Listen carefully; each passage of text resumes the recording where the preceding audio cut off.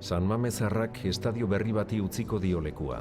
Bere erraietatik sortu eta bere alboan hasi den estadioa. Bere izena ere hartuko duena, baina izenaz gain izaera ere hartzea da helburua. Eta honik uste danon artean lortuko dugula hori, zeganok daukogu ikuspuntu hori, lortzeko aura hori eta magia hori, seguro nago lortuko dugula, baina hori da nik uste dut eta arretorik garrantzitsuena. Gure San Mamesen denok lortu dugun hori beste kanpoan ere egotea lehenengo egunetik.